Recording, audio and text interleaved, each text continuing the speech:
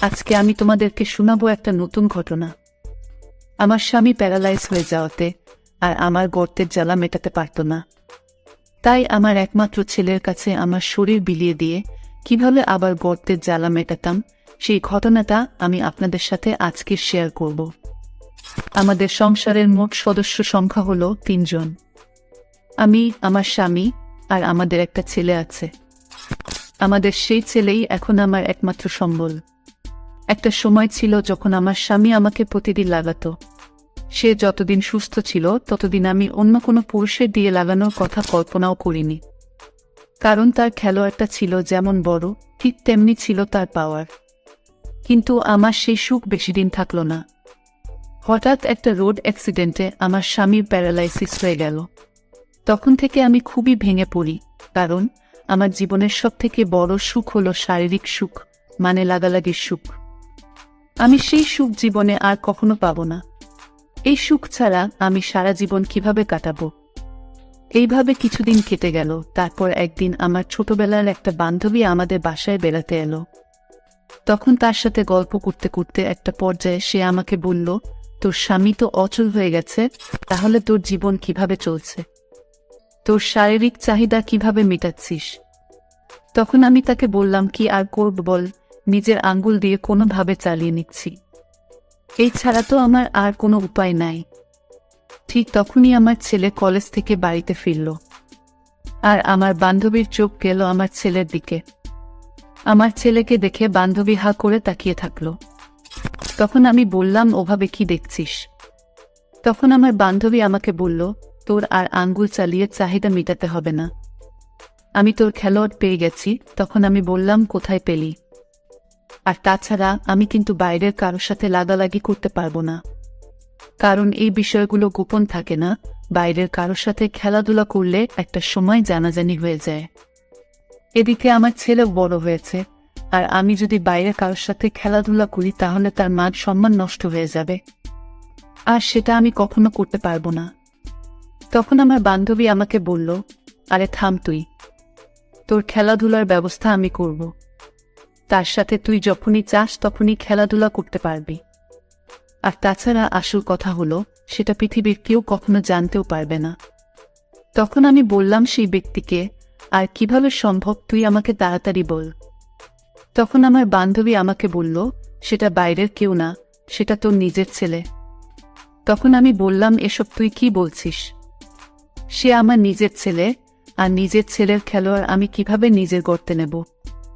তখন আমার বান্ধবী বলল, তোর ছেলের বডি দেখেছিস, একেবারে ঝিকঝাক বডি, তোকে খুব ভালোভাবেই পরিপূর্ণ সুখ দিতে পারবে। তখন আমি বললাম, হ্যাঁ সেটা তো আমি জানি। আমার ছেলের কাছে শুধু আমি কেন, পৃথিবীর যে কোনো মেয়ে তার কাছে হার মানতে বাধ্য। কিন্তু সে তো আমার নিজের ছেলে, আমি কিভাবে নিজের শরীর তার কাছে বিলিয়ে দেব? আর এদিকে আমার ছেলেও আমাকে কি ভাববে? আমি এটা করতে পারবো না। তখন আমার বান্ধবী বলল, তুই পুরুষ মানুষ চিনিস না, ওরা মেয়েদের শরীরের জন্য যে কোনো কাজ করতে পারে। তোকে শুধু প্রথমবার তার সাথে খেলে তার লজ্জাটা ভাঙাতে হবে, তারপর থেকে সে নিজেই তোর কাছে চলে আসবে। তখন আমি বললাম, সেই প্রথমবার আমি তার সাথে কিভাবে খেলব? তাকে আমি কিভাবে বলবো যে, বাবা আমি তোর খেলোয়াড়ের ঠাপ খাবো, তুই তোর খেলোয়াড় দিয়ে খেলে আমাকে ফাটিয়ে দে? এই কথা আমি তাকে কিভাবে বলবো? তখন সে আমাকে বলল, এসবের কোনো কিছুই তোকে করতে হবে না, তুই শুধু আমার কথা মতো কাজ কর, তারপর দেখবি সে নিজেই এসে তোর জালে ধরা দেবে। তখন আমি বললাম, তাহলে তুই আমাকে বল কিভাবে কি করতে হবে? তখন আমার বান্ধবী আমাকে শারীরিক উত্তেজনা উঠানোর একটা ওষুধের নাম লিখে দিল, আর বলল, এটা এনে তোর ছেলেকে খাবারের সাথে খাইয়ে দিবি। তারপর সে যখন ঘুমানোর জন্য তার রুমে যাবে, তখন তুই একটু সেজেগুজে তার রুমে গিয়ে তার শরীরে একটু হাত বুলিয়ে দিবি। তখন দেখবি আসল খেলা, তখন তোকে আর কিছুই করতে হবে না, সব কাজ সে নিজেই করে নেবে। তখন আমি বান্ধবীকে বললাম, ঠিক আছে। তারপর সে দুপুরে খাওয়া দাওয়া শেষ করে চলে গেল, আর আমি চলে গেলাম ওষুধ কিনতে। দোকান থেকে আমি ওষুধটা কিনে সোজা বাসায় চলে এলাম, আর অপেক্ষা করতে লাগলাম কখন রাত হবে। তারপর যখন রাত হলো, তখন আমার ছেলের জন্য খাবার রেডি করলাম, আর ছেলেকে খাবার খেতে ডাকলাম। ছেলে আসার আগেই আমি তার খাবারের সাথে সেই ওষুধটা মিশিয়ে দিলাম। আর ছেলে এসে সেই খাবারটা সম্পূর্ণ খেয়ে নিল। আর খাওয়া শেষে তার রুমে চলে গেল। আর এদিকে আমিও খাওয়া দাওয়া শেষ করলাম। তারপর প্রায় 1 ঘন্টা পরে আমি খুব সাজুগুজু করে ছেলের রুমে প্রবেশ করলাম। আমার ছেলে তখন চিত হয়ে শুয়েছিল, আর তার খেলোয়াড় তার শক্ত হয়ে দাঁড়িয়েছিল। আমার তখনই ইচ্ছা করতেছিল আমি সেটা আমার মুখে ভরে নিই, কিন্তু লজ্জায় সেটা করতে পারলাম না। আমি আস্তে করে তার পাশে গিয়ে বসলাম, আর তার মাথায় আস্তে করে আমার নরম হাতটা রাখলাম। তখন সে আমার নরম হাতের স্পর্শ পেয়ে সাথে সাথে আমাকে জড়িয়ে ধরল, আর আমার পাছায় হাত বুলাতে লাগল। তখন আমিও চরম উত্তেজিত হয়ে গেলাম। তারপর সে এক এক করে সব কাপড় খুলে ফেলল। তারপর আমাকে চিৎ করে শুইয়ে দিল, আর আমার ডাব খেতে শুরু করল। সে মুখ দিয়ে আঙ্গুল চুষতে লাগল, আর তার একটা হাত আমার খেলার মাঠে ঢুকিয়ে নাড়া দিতে লাগল। তখন আমি উত্তেজনার চরম পর্যায়ে পৌঁছে গেলাম। আমি বলতে শুরু করলাম, আমি আর পারছি না রে বাবা, এবার তোর খেলোয়াড়টা দিয়ে আমাকে শান্ত কর। তখন সে অনেক বেশি উত্তেজিত হয়ে গেল, আর খুব দ্রুত আমার উপর উঠে গেল।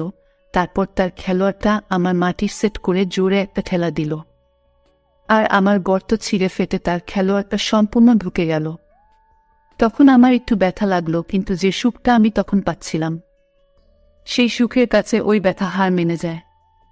তারপর সে তার গতিতে খেলতে লাগলো, আমিও তলা থেকে ঠাপ দিতে লাগলাম। আর ছেলেকে বলতে লাগলাম, জোরে, আরো জোরে, আজকে আমাকে খেলে আমার গর্ত ফাটিয়ে দে বাবা। ছেলে ও জোরে জোরে খেলতে লাগলো, আর আমিও চরম মজা নিতে লাগলাম। এইভাবে সে আধা ঘন্টা ধরে আমাকে খেলল। তারপর আমার পানি পড়ে গেল, কিন্তু তাকে তো আমি উত্তেজনার ওষুধ খাইয়ে দিয়েছি, তার জন্য সে তখনও খেলা চালিয়ে গেল। তার খেলা যেন শেষই হচ্ছিল না। এদিকে আমার প্রচণ্ড কষ্ট হতে লাগলো। এইভাবে আরও কিছুক্ষণ খেলার পর সে জোরে কয়টা উড়নে ঠাপ দিয়ে সে পানি ছেড়ে দিল। তারপর সে উহু করে সেখানেই ঘুমিয়ে পড়ল। বন্ধুরা, তারপর থেকে আমার জীবনে সুখ নেমে এলো। তারপর থেকে নিয়মিত আমার ছেলেকে দিয়ে খেলে সুখ নিয়ে চলেছি।